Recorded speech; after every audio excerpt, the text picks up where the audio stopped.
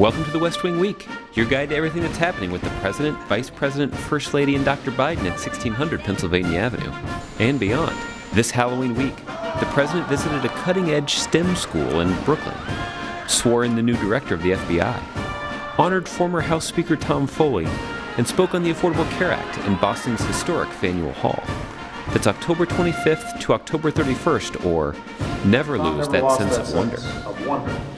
Dun, dun, dun, dun, dun. On Friday, the White House staff brought their families to the Eisenhower Executive Office Building to participate in the annual trick-or-treat event. Witches, monsters, and superheroes roam the hallways on their quest for candy. Meanwhile, the president made his way north to Brooklyn, New York, to visit students at P-Tech, a public high school that gives students the chance to earn an associate's degree in computers and engineering in just 6 years, all at no cost to the student. So if you don't mind, can you press the space bar for us? I sure can. The professors often tell us, like, you guys are a smart group of kids. Most of my college students can't even do this. Part of what excites us about this model is it's one of the best ways to reduce student loans. This country should be doing everything in our power to give more kids the chance to go to schools just like this one. We should be doing everything we can to put college within the reach of more young people.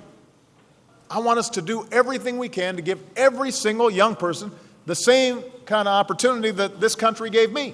Before heading back to Washington, the president stopped by the world-famous Brooklyn landmark Junior's to pick up some New York-style cheesecake. One plain, one strawberry, is that your recommendation? After placing his order, the president spent some time talking with patrons and staff, and even got a few hugs.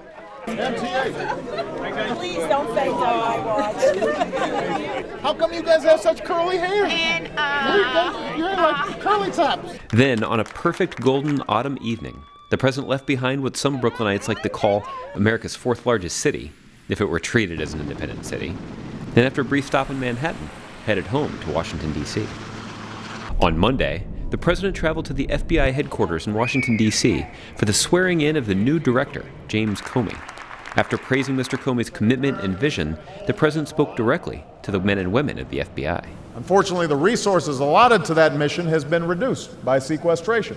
Many of your colleagues put their lives on the line on a daily basis, all to serve and protect our fellow citizens. The least we can do is make sure you've got the resources for it and that your operations are not disrupted because of politics in this town.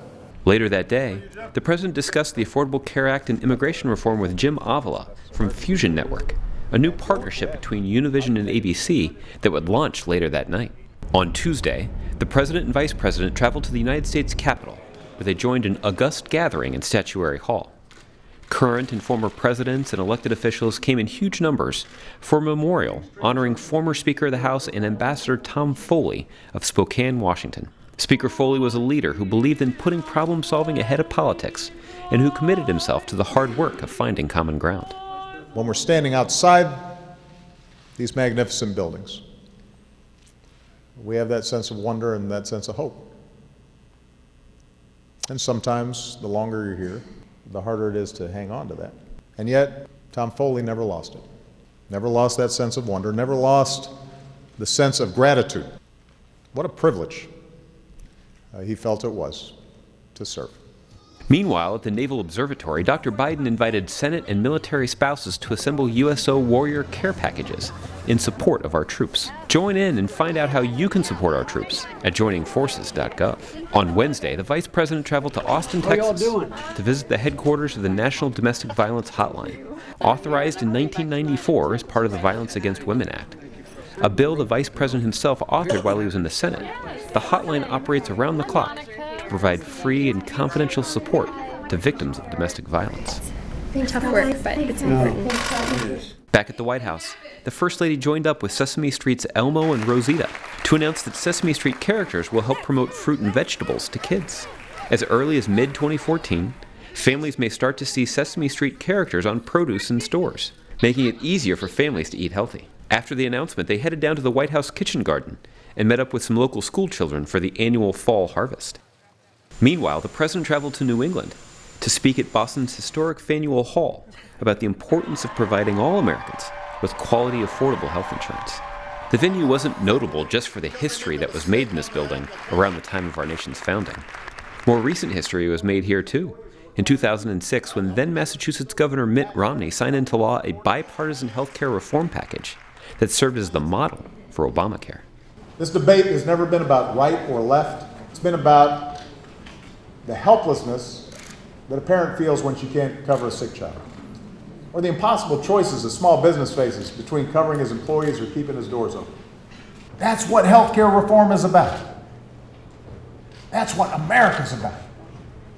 We are in this together, and we are going to see it through. On Thursday, the president joined Commerce Secretary Pritzker at the first ever Select USA Investment Summit in Washington, D.C.